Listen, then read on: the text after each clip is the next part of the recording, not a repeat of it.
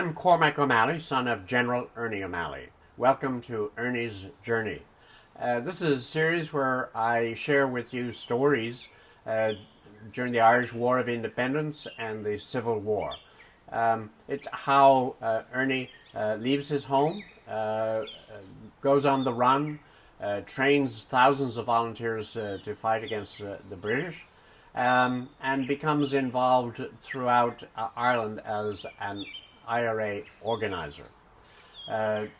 During this period, he rises from a low level to become a general at age 23, at one of the highest levels in the IRA. We also sort of see how he's imprisoned, tortured, and captured. And part of how he tells this story, how we're able to tell this story, is through his own writings, both in On Another Man's Wound and The Singing Flame. In episode 5 of Ernie's Journey, I want to tell you about what's happening in Ireland in the June 1920, as well as what Ernie is doing. The first part of this is really to give a description of what's happening within the society as a whole. And we're about to start what I call the Reign of Terror, which goes on for 12, 13 months, where the massive build-up of British military, both in the Black and Tans as well as the new regiments which are coming into Ireland, in effect create a reign of terror throughout society. Attacks on individual people and other elements of that create an unrest in Ireland. And ironically, like in any policing operation, the unrest goes to the benefit of the underlying people, because that helps in the nationalistic cause. And what's happening at the national level is the elections of 1918 have created a new Irish Parliament, the Dáil, and that in fact enacts during 1920 a whole series of new regulations and laws. They're starting to collect their own taxes, create their own court system, and have all of those elements which a nation has. And so people can see through the press what their government is doing. And there's a duality in Irish society at the time. There's a British establishment which is being abused, so to speak, or disused by the Irish, as well as the Irish establishment, the new Irish establishment.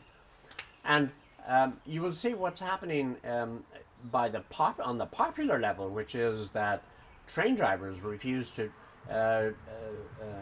drive trains which have British armament or troops, and that goes on for a year. The dockers refuse to unload British troops if they have armaments. And the court system becomes effective because within the court structure, Irish people start going to the Irish courts, and in the months of June and July in 1920, there's no one in the British courts. So you can see that all of these elements of nationhood is giving a whole new spirit to the new Irish Republic. Now, what's happening Ernie O'Malley during this period? His role in Tipperary is as an organizer. We've seen how he's organized in the brigades, battalions, and companies around. He's not sent there to strategize in terms of attacks on RIC barracks, but when they occur, he comes and plays a role. The first episode that we have mentioned in Tipperary is the Holyford, where he did play a role, and he was active. And you can see, as a result of that, immediately he leaves there, he's asking the people of Holyford, has the barracks been evacuated? Has it been burned by the local people? Have you cleaned your arms, etc.? So that's all of his role as he goes on the road for his organization. He also then hears that there's going to be an attack on Drangan.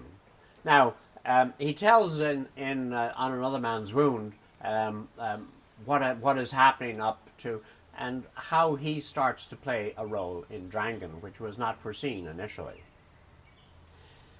We had warned the officers from about the poisonous fumes which nitroglycerin exudes. They gave what we called gelignite head, a terrible roof-splitting pain. When we came back to the house, we found a number of the men yellow-green. Their stomachs heaved in dry spasms, but others kept at the thawing. I was in charge of the attack now. What that means is the other officers were sick, and he suddenly takes over an absolute command role. There was not enough gelignite thawed out, and local men who could have helped me were at a distance, ready to block roads and carry out feint attacks on other posts to divert reinforcements. I had to send dispatch riders to call the men moving up the 6 Mile Bridge. I knew that an attack was due on Kilmallock in East Limerick that night, but Seamus Robinson and I would have to cross the Yellow Shannon by boat, and we would have difficulty in getting through to our own outposts that night. So he had a long way to go from Shannon all the way to Drangan, which is in East Tipperary. A dangerous route, but he and Seamus Robinson made it. So what happens at Drangan? Well, Drangan is organized by the local people in the normal way. 100 people do their cutting of posts and mining of the roads. But what is new about the Drangan is that they've chosen not an isolated house standing alone like it was in Hollyford, but a house with an adjoining house, so that the barracks can be approached not by ladders, but by breaking through the roof of the adjoining house and getting up on the roof. Now, that saves great exposure for the people. It's simply, and that technique is used not only here, but Rarecrafts and in other places. So we can see throughout this time that the IRA is learning. Local leadership passes on what they have done. Now, in the Drangan barracks, Ernie gets up on through the second floor, up onto the roof, and with the usual routine has gone on of breaking slates, putting in bombs. Little discussion goes on as to whether RIC should be asked to surrender or not. Ernie says no, let them ask. And indeed, shortly thereafter, they ask for terms.